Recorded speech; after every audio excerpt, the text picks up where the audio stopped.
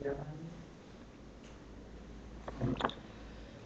bismillahirrahmanirrahim. Assalamualaikum warahmatullahi wabarakatuh. Waalaikumsalam warahmatullahi wabarakatuh. Selamat pagi rekan-rekan bisnis semuanya. Alhamdulillah pada pagi hari ini kita bisa bersua dalam suasana yang luar biasa hebat ya, karena ini momen kita bisa ketemu dengan pakar-pakar ya. Kebetulan hari ini kita mendatangkan satu praktisi BMT, ada Ustadz Toto ya, ada Ustadz Toto Sukamto. Tema yang akan kita angkat dalam diskusi kita di pagi hari ini dalam beberapa waktu ke depan nanti terkait dengan peran strategis BMT ya, dalam meningkatkan ekonomi umat seperti itu. Jadi kalau kita mendengar BMT pasti sudah menjadi pengertian yang umum di benak kita bahwa BMT itu satu lembaga yang nanti diharapkan bisa menjadi penopang ekonomi umat itu sendiri.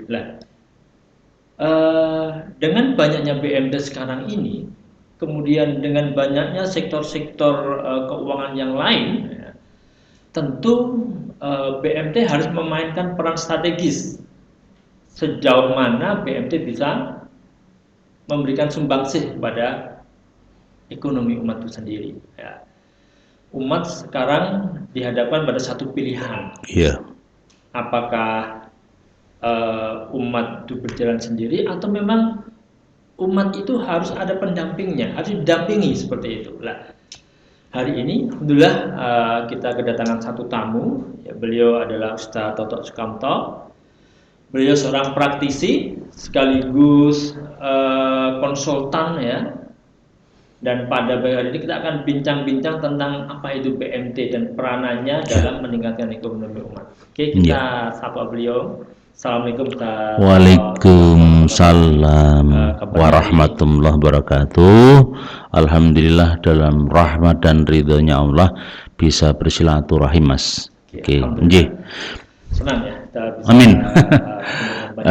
Amin. bagi waktu. Iya, siap. Ustaz Toto, seperti tema yang kami sampaikan tadi ya. Iya. Terkait dengan apa sih peran BMT dalam memajukan ekonomi umat ini. Kira-kira panjenengan bisa memberikan satu statement ya di awal ya. Kira-kira apa sih peran strategis yang saat ini bisa dimainkan BMT untuk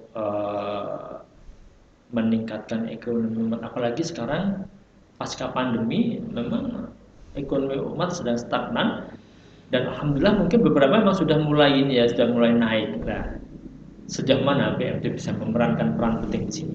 Baik, yang pertama adalah BMT atau KSPPS BMT Insan Mandiri ini adalah koperasi ide dasarnya tetapi berkonsep syariah. Jadi koperasi simpan pinjam pembiayaan syariah.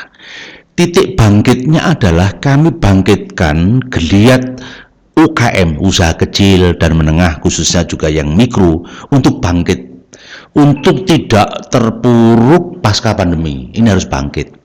Itu yang pertama. Yang sudah jalan harus bangkit. Tapi bagi pemula, mungkin lulusan SMK, SMA, atau mungkin orang yang lulus kuliah, saya berharap mereka punya mental wirausaha.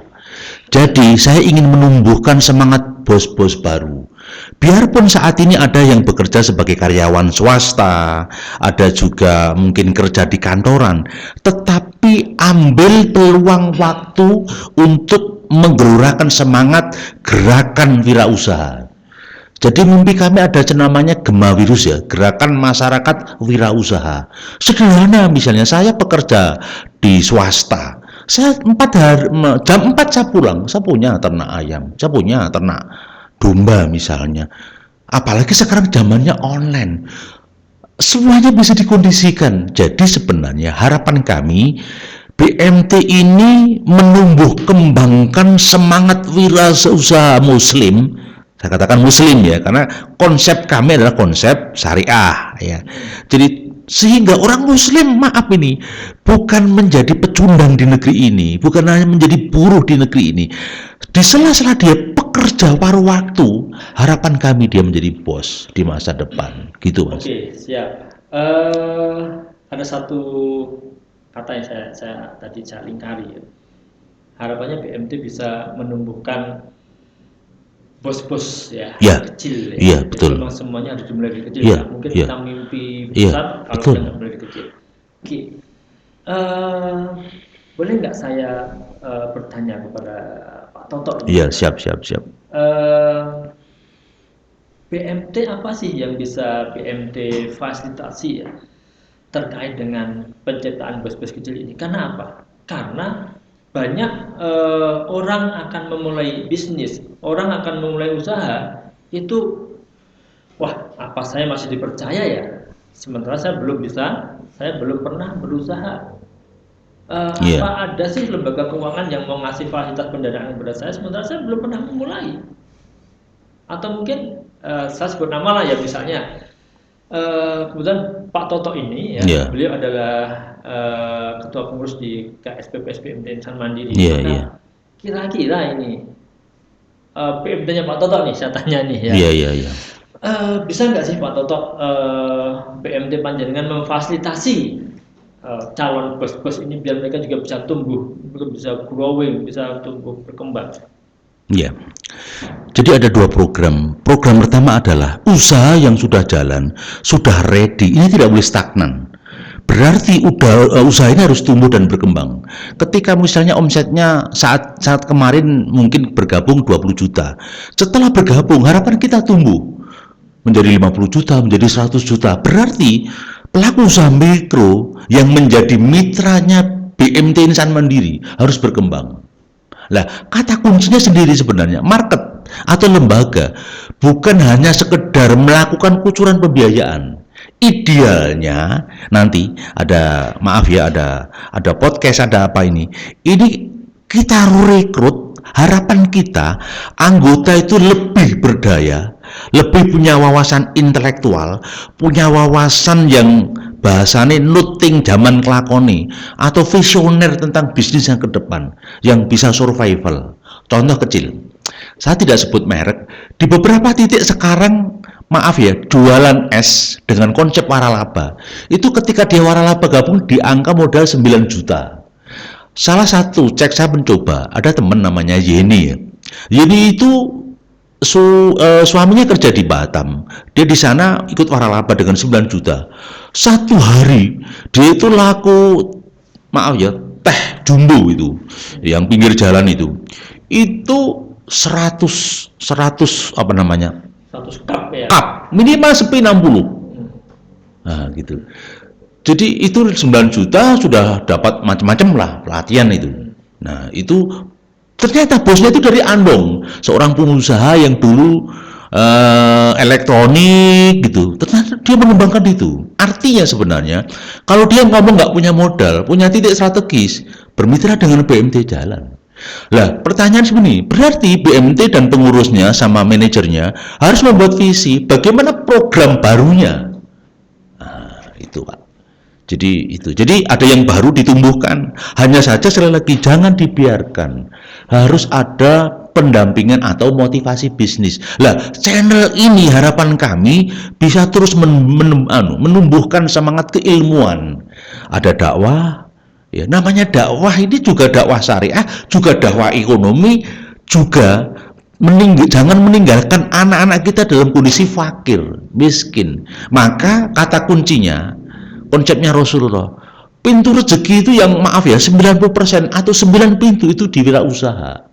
Yang 1% ya ibaratnya nyun sewu yang satu titik itu di multi.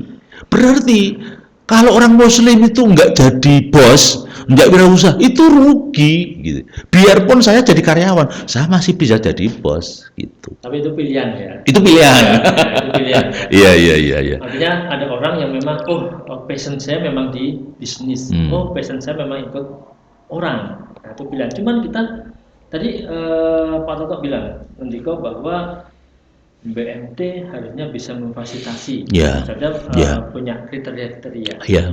Nah, bisa nggak misalnya ini ada nggak fasilitas? Apakah BNT itu ketika memberikan fasilitas itu ada seorang mengajukan pembiayaan ke BNT misalnya, cukup oke, kita apa namanya, kita survei, kita analisa, kita kasih, atau mungkin setelah itu ada pendampingan.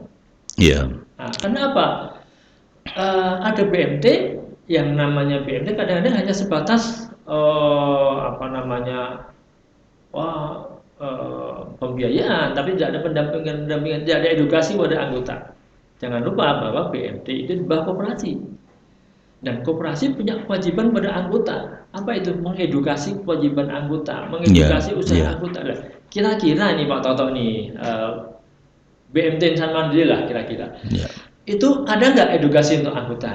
Jangan sampai nanti ada kata-kata di luar, wah BMT juga sama aja dengan yang lain, hanya sekedar bisnis. Iya. Nah, gimana itu Pak Toto? Jadi beberapa waktu lalu sudah dimulai namanya temu anggota ya. Dalam temu anggota waktu itu pernah diadakan di Gemolong, di pusat juga di Ngunangrejo.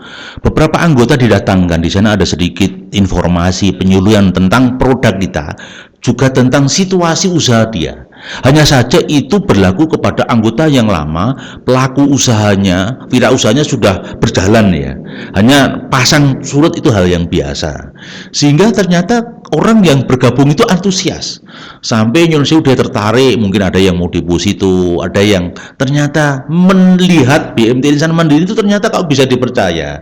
Nah, ada kecocokan, nah, gitu, ada multi talent gitu. Nah, itu sehingga itu bisa dikembangkan. Makanya setelah pandemi selesai, maka idealnya nanti beberapa pengurus BMT dan pengelola, manajer cabang itu kembali kepada basicnya bahwa ini koperasi, bukan perbankan besar. Segmen kita koperasi, kita nggak mungkin bersaing dengan perbankan besar ya. Maka segmen ini harus kita pakai. Salah satu bentuk BMT Insan Mandiri ini adalah begini. Tak kasih modal, you pembiayaan dengan kami. Tapi enaknya juga begini konsepnya, jenengan bisa loh simpanan kami masuk ke kami, bahasanya masuk simpanan ya, orang awam tabungan, itu kami simpankan. Begitu nanti Anda, maaf ini angsuran kan tinggal potong. Nah, ini tidak dilakukan perbankan, itu hanya bisa dilakukan BMT atau koperasi. Tapi jangan salah. Kalau kita lihat tren sekarang ini Pak Toto ya, dengan menggeliatnya koperasi dan dengan apa namanya, celah-celah koperasi itu kan bisnisnya lebih, orang mengatakan enak ya bikin koperasi, geraknya lebih bebas. Sementara kalau di perbankan harus regulasinya luar biasa berat kan, seperti itu. Sehingga sekarang kalau kita cermati, banyak perbankan baik itu asing maupun nasional ini bikin sektor-sektor mikro. Nah, saya nggak usah sebut ya. Setelah kita ada banyak sektor-sektor mikro. Iya, betul muncul. Nah, kira-kira ini menjadi BMT merasa tersaingi nggak ini dengan perbankan yang bikin sektor mikro ini, kira-kira segmentingnya gimana? Iya. Menyikapi, ini segmennya pasarnya BMT, ini marketnya BMT lah. Ini marketnya perbankan. Gimana Pak? Iya, jadi begini. Ada nilai marwah yang tidak bisa dibeli di BMT. Nilai marwah tadi adalah membangun kemandirian umat. Di sana ada unsur dakwah. Ibaratnya begini, kami membangun kemandirian umat dengan konsep syariah. Ini sebenarnya ada nilai dakwah. Padahal dakwah itu tidak akan pernah mati kecuali kiamat. Ya, jadi oriented kami bukan sekedar pure bisnis, uang dapat uang, enggak. Ada segmen dakwah yang kami ambil dari sana. Maka ketika ada unsur dakwah, berarti ada unsur pendampingan. Pertanyaan sederhana, sejauh mana personal kita mampu melakukan pendampingan? Kalau secara personal marketing tidak bisa pendampingan, berarti ini lembaga harus mengambil alih untuk pendampingan dalam bentuk bisa pelatihan, bisa bentuk gathering, bisa bentuk penyuluhan. Ya, artinya insan BMT tidak boleh kalah dengan insan perbankan. Insya Allah. Harus ini ya, update SDM harus nanti ada kan, seperti itu. Iya. Oke. Kita kembali ke ke BMT Pak Toto. Iya, iya. BMT itu kan kepanjangan dari Baitul Mal wa Tanwil. Baitul Mal itu terkait dengan sosialnya pemberdayaan dari BMT, dan Baitul Tanwil sebagai bisnisnya. Iya. Dan Baitul Tanwil dengan Baitul Mal itu nggak bisa dipisahkan. Iya. Infonya seperti itu, Pak. Iya, iya, betul, betul. Harus Sinergi. Nah, oke, kita mulai dari BMT sendiri, BMT dulu. Baitul Tanwil dulu. Nah, BMT Insan Mandiri ya, kalau kebetulan Pak Toto ini adalah pengurus ketua dari BMT Insan Mandiri. Nah, apa sih strategi-strategi dari kita mulai dari visi dulu, visi misi BMT terkait dengan Tanwil. Nah, itu seperti apa Pak Toto? Jadi begini, awal mulanya kan teman-teman komunitas Gemolong ini kan dakwah dunia pendidikan. Dunia pendidikan jujur lahirlah itu Yayasan An-Nur, SD IT An-Nur, SMP IT An-Nur, TK IT An-Nur. Itu awal teman-teman komunitas Muslim di Gemolong itu bergabung, lahirlah itu. Setelah itu teman-teman berpikir bagaimana ke depan kita tidak hanya di dunia pendidikan tapi dakwah ekonomi. Nah, akhirnya lahirlah BMT Insan Mandiri. Jadi sebenarnya konteksnya sama. Kita dakwah kalau di dunia pendidikan adalah mencetak manusia-manusia militan, manusia-manusia cendekiawan Muslim di masa depan. Kalau ini Jerbasuki Mamobeo, artinya setiap kali gerakan peradaban, kebudayaan, pendidikan butuh budget, butuh dana. Maka kita mencoba mengkawinkan, oh ini orang yang sohibul mal, yang punya modal, oke, kita tampung. Oh ini pembiayaan, sehingga kita kawinkan, kita matchingkan. Intinya butuh trust ya? Butuh trust, butuh kepercayaan. Betul. Jadi gitu. Memang BMT Insan Mandiri kalau mau berkembang harus ada trust di masyarakat. Betul. Sejauh ini bagaimana trust di masyarakat? Sampai detik ini, maaf ya, ini kepercayaannya luar biasa. Penghimpunan dana yang maksimal ini juga dilempar secara maksimal, sehingga insya Allah bermanfaat bagi UMKM. Memang ada oknum yang nakal, tetapi semuanya bisa diatasi. Karena apa? Selama niatnya baik, dijalankan dengan baik, di-maintenance dengan baik, SOP-nya dengan baik, insya Allah menghasilkan kebaikan. Setiap komunitas baik ini ketika ada oknum yang berbuat mewarnai jelek, pasti akan terlempar. Ada kekebalan rohani di dalamnya, ada kekuatan spiritual di dalamnya. Orang yang nakal di komunitas ini pasti akan gelundung, gitu bos. Ini enggak, saya salah ini mungkin ya, salah ngambil orang nih. Kenapa? Ya enggak. Saya pemahaman saya Pak Toto ini orang yang memang beliau panjenengan fokus di bisnis. Iya. Tapi jenengan pernah punya dan sekarang masih punya ya. Tadi jenengan bilang ada komunitas di lembaga pendidikan, ada di An-Nur. Iya. Kemudian ada di komunitas toko dan sebagainya. Dan jenengan juga konsultan luar biasa. Ya sharing aja. Artinya ada luar biasa. Jadi nggak salah berarti ya. Kalau bisa salah ngambil orang, ternyata malah justru ini value added-nya luar biasa saya ngomong jenengan ini. Enggak. Artinya begini, konsepnya kan seperti dawuhnya kiai-kiai, termasuk dawuhnya Dr. Nur Salim, Ustaz Sapardi, khairun nas anfa'uhum linnas. Sebaik-baiknya orang itu bermanfaat bagi orang lain. Kita nggak ngerti Pak, mati yang namanya kulun nafsi dha'iqatul maut, nggak ngerti Pak. Mati itu esok, kapanpun kita nggak ngerti. Suatu misteri itu yang akan datang adalah kematian. Maka sebelum azal datang, apa yang bisa saya lakukan aja lah. Apalagi ke ekonomi umat, pemberdayaan umat, apa yang baik demi umat kita jalankan. Karena begini, saya sering punya filosofis, kalau sampean tuku sapi gak katutan dadung, tuku dadung gak katutan sapi.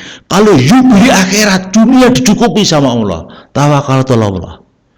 Jadi kalau orang ragu-ragu pada Allah, ragu-ragu pada dunia, salah besar. Jadi ketika kita sudah benar-benar hasbunallah wa ni'mal wakil, ni'mal maula wa ni'man nasir, ketika serahkan semuanya ini dunia sama Allah, kecil ya. Ada nilainya. Luar biasa. Karena bagi kami marwah di BMT Insan Mandiri adalah marwah dakwah ekonomi syariah, itu intinya.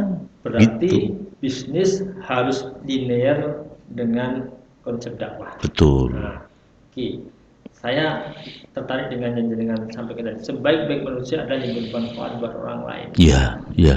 Lah, saya sambung dengan tadi. Kalau tadi kita bicara terkait dengan Baitul Tamwil, sekarang kita mau ini coba nih di BMT Insan Mandiri. Baitul malnya seperti apa nih? Karena tadi Pak Toto juga nanti kok kan tadi sebaik-baik manusia adalah yang paling bermanfaat buat manusia lain. Iya. Sementara baitul mal itu kan memang bagaimana kita berusaha untuk membantu sesama kita saat programnya seperti itu. Iya, iya. Kira-kira BMT Insan Mandiri seperti apa Pak Toto? Iya. Jadi terus terang beberapa teman terus sudah termasuk Mbak Riri dan temennya, timnya sudah menyiapkan itu. Sebagian malnya yang dihimpun tersebut kerjasama dengan pihak ketiga tentunya itu misalnya untuk yang kemarin kita sampaikan dalam podcast itu untuk beasiswa bagi yang kurang mampu, untuk yatim, untuk Jumat berkah, bahkan kita siapkan mobil layanan umat. Jadi bayangkan begini, Pak Tulus makan terus, tapi Pak Tulus nggak ada pembuangan, pasti perutnya sakit. Dalam kehidupan ekonomi umat, sesuatu yang masuk harus ada yang dibuang. Sementara yang tertinggal itu adalah sebuah hikmah, sebuah kebaikan. BMT ini kenapa harus baitul mal? Itulah pembuangan, itulah kebaikan, menyehatkan. Jadi zakat, infak, sodakoh itu menyehatkan lembaga dan perorangan. Itu Pak. Artinya sinergi antara baitul mal dan baitul tamwil harus ya. Harus. Tidak bisa kok BMT itu jalan malnya saja. Tidak bisa BMT jalannya tamwil saja, nggak bisa ya. Berarti semuanya nanti kalau tidak sinergi tidak pakai BMT, hanya tamwil saja. Ya, kalau sedangkan di PT perusahaan-perusahaan besar itu ada CSR, ada bina lingkungan, apalagi ini BMT. Basicnya itu adalah basic untuk dakwah ekonomi syariah. Pasti ada porsi yang untuk umat. Hanya saja teman-teman BMT ini kadang-kadang sedikit menutup karena apa? Biar untuk mengikhlaskan amal, biar tidak kelihatan riya. Tetapi bukti nyata harus ada. Gitu Mas. Padahal amal kita ketika ditampakkan juga boleh kan? Boleh, iya boleh. Asalkan ikhlas ya, niatnya tidak riya ya. Gitu. Ini Pak Toto, tren sekarang ini kan kecenderungan ya masyarakat Muslim untuk kembali ke syariah, alhamdulillah lumayan besar. Apresiasi itu. Nah, seberapa besar sih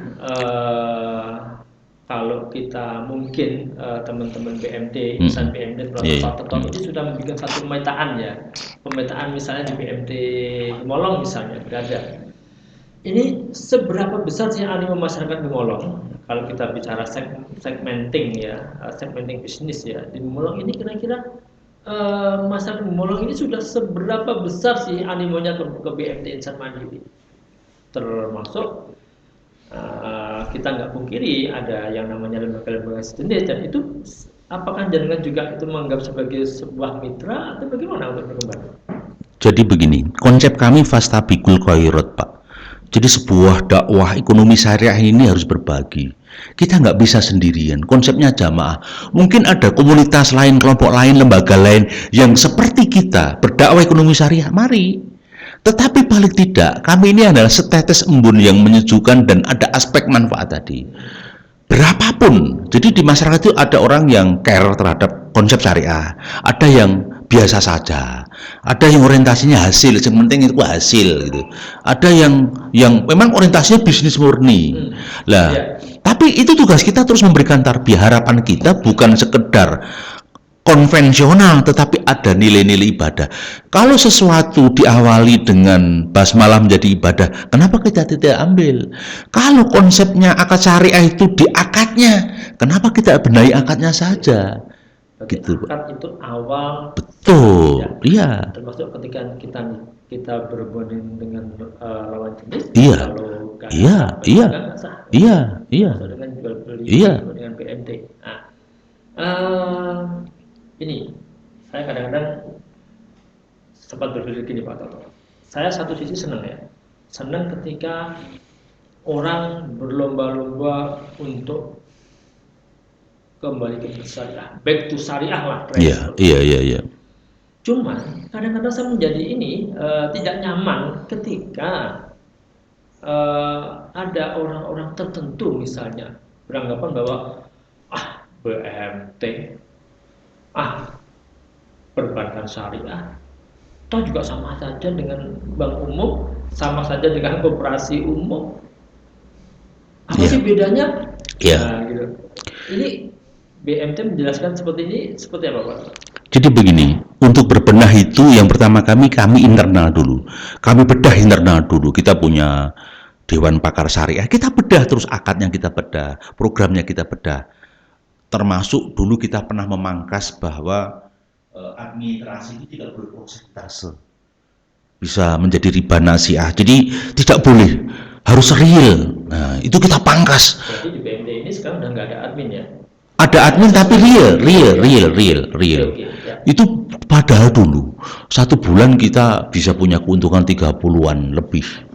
30 dari itu, dari admin itu. Itu pun kita pangkas. Artinya kita bukan orientasi profit murni. Biasa. Berarti itu apa namanya, semangat pengurus dan pengelola untuk keluar dari riba, Berusaha semaksimal mungkin, berusaha semaksimal tapi mungkin. memang harus kita tadi konsep dakwah itu memang harus kita mulai dari kecil. Dari kecil, ya. Tidak harus menunggu kita Iya, besar dulu. iya, Ya. dari kita dulu. Kalau misalnya begini, bagaimana mensikapi orang yang a priori nggak masalah? Anggaplah dia kritikan ke kita dengarkan. Siapa tuh kritikan ini menjadi emas bagi lembaga kita. Oke, terus kita benahi. Daripada pujian memabukkan. Contoh begini, ada orang sama-sama cantik. Ngapain sih mandi? Wong saya aja pakai bedak aja udah cantik kok, prima kok.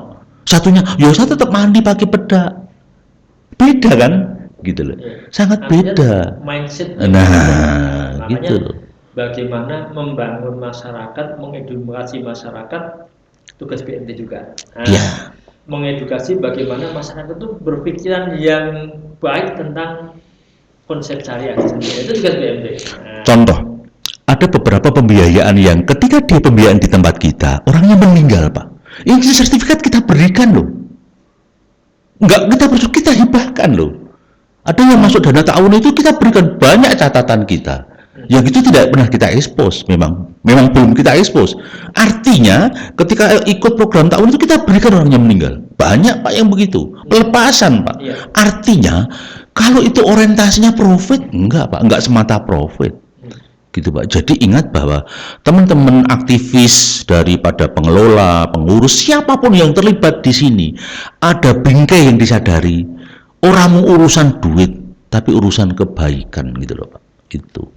Ya, kembali lagi bisnis harus berbarengan dengan syariah. Betul, betul. Menoloh jalan, harus Iya, menanasnya betul, juga betul, jalan. betul, betul. Oke, Pak Toto. Saya pengen tahu nih kira-kira apa namanya, fasilitas-fasilitas apa sih ya yang BMT tawarkan ini kepada masyarakat yang memang mereka butuh, sehingga itu bagian dakwah dari BMT.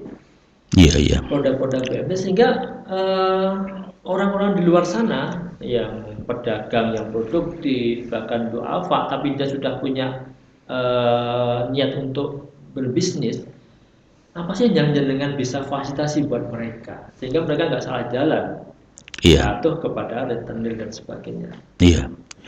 Jadi memang hidup itu pilihan, betul. Paling tidak begini, kita itu misalnya begini, ada beberapa menu ya. Ini kita menyiapkan menu yang sehat, yang bermanfaat bagi tubuh.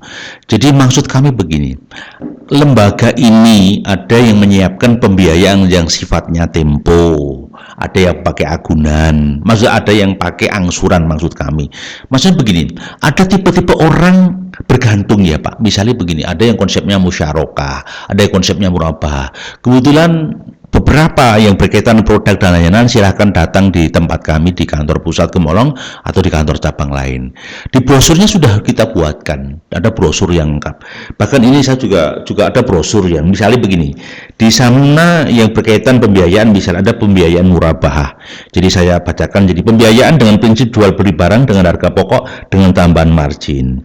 Ada ke pembiayaan mudharabah, ada pembiayaan atas dasar prinsip bagi hasil, ya sesuai dengan sepakatan. Ada pembiayaan ijaroh, pembiayaan yang digunakan untuk pembayaran sewa. Ada yang multi jasa. Jadi sebenarnya banyak pembiayaan bergantung teknisnya nanti daripada anggota. Teknisi piye, penake piye, kuwi arep ngopo gitu loh. Misalnya kita mau beli laptop, oke kita fasilitasi, beli motor kita fasilitasi. Itu Pak, enaknya gimana, mereka butuhnya apa? Gitu Pak. Artinya kalau seorang anggota itu butuh membeli laptop, mungkin kita bisa dengan perubahan. Bisa. Kalau ada anggota ingin berusaha bikin satu usaha, misalnya dagang mie ayam lah, Iya, gitu. bisa. Ada mudharabah, ada Bisa. musyarakah, Iya, seperti betul. itu ya. Dan Betul. BMT komitmen ya dengan syariah ya ini ya. Insya Allah kita akan berusaha komitmen dengan segala kelebihan dan kekurangannya. Gitu. Dalam mengawal ya jalannya bisnis ya BMT ini dengan zaman yang semakin berkembang ini, ada satu ungkapan, kita ikut teknologi atau kita diam dan kita akan tertinggal. Iya. Nah, BMT Insan Mandiri ini saya minta tolong nih Pak Toto. Saya kebetulan juga ini anggota ini dari BMT Insan Mandiri ya. Saya juga diminta nabung di situ. Kira-kira ini teknologi yang diterapkan BMT Insan Mandiri support nggak sih dengan produk-produk BMT? Iya. Kan banyak nih, jangan-jangan nanti komputer mengalami bug dan sebagainya. Kira-kira teknologinya gimana? Bisa mensupport nggak ya? Jadi begini, kami terus terang punya tim ahli yang IT, itu Mas Jun dan Mas Koir ya, luar biasa beliau. Kemudian yang kedua, kami selalu mengikuti perkembangan zaman dan IT. Bahkan yang terakhir itu kita sewa dengan sistem tertentu di Jakarta penyimpanan datanya untuk backup data. Bahkan marketing kita sudah dibekali dengan printout seperti itu. Dulu manual kan jadi sumber masalah. Nah, pertanyaannya, IT harus terus diikuti, tetapi IT ini adalah seperti pisau tajam. Jadi kalau nggak hati-hati, ini yang pegang anak kecil, ini menggores luka, menimbulkan masalah. Jadi mensikapi IT ini sesuai kebutuhan, kemampuan, dan segmentasi. Kalau nggak hati-hati, itu blunder. Karena tidak sedikit lembaga keuangan, maaf ini, terekspos IT karena gagal, ambiar Mas. Saya nggak sebutkan lembaganya. Jadi maka pandai-pandai mensikapi IT, bahwa IT ini adalah pendukung kelangsungan lembaga. Ingat itu, IT adalah pendukung kelangsungan lembaga. Jangan sampai ketika IT menimbulkan masalah, informasinya salah ada, bahaya. Jadi sekali lagi, IT ini akan mendukung kelangsungan masalah. Ya, kalau belum bisa dilakukan 100%, ya 50% atau 60%. Tetapi konsepnya adalah tetap menuting zaman kelakon ya Mas, gitu.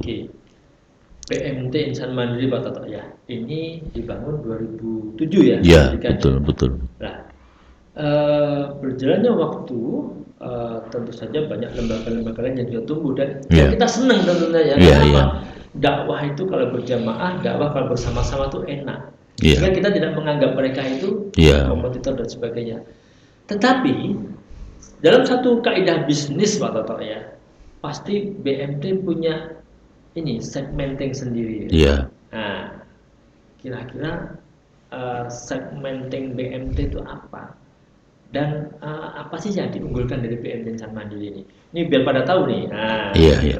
Jadi begini. Jadi realnya adalah BMT ini kan lembaga yang payung hukumnya adalah koperasi. Kalau dulu maaf ada lembaga keuangan mikro yang lainnya pun iri dengan kita. Sekarang pemerintah buat regulasi, membuat koperasi ini ada namanya badan pengawas sekarang. Bukan hanya pengawasan tapi mulai pemeriksaan. Artinya bahwa Dinas Koperasi mulai intens melakukan pembinaan. Tidak ingin kecolongan bahwa koperasi itu papan nama. Tidak ingin kecolongan bahwa koperasi itu ternyata bukan miliknya umat, tapi miliknya oknum konglomerat yang berkedok koperasi. Dan saya yakin dari dinas koperasi di daerah, di pusat, ini intens melakukan pembinaan, intens melakukan sertifikasi, intens melakukan pengawasan. Jadi sekali lagi, koperasi ini yang melihat, yang mengawasi, yang membantu, membackup bahasan pelatihan itu banyak. Dinas koperasi, terus paguyuban, misalnya kayak BMT Perhimpunan BMT itu juga melakukan advokasi dan informasi. Belum lagi nasabah yang kritis juga mengkritik kita. Ini lembaga publik, lembaga luar biasa yang mengkritik. Karena apa? Kalau ini kalau yayasan jelas milik umat. Ini koperasi, ini lembaga publik miliknya umat. Dari anggota, untuk anggota, keputusan tertinggi di rapat anggota. Tapi masukan dari publik terimalah ya. Sangat diterima.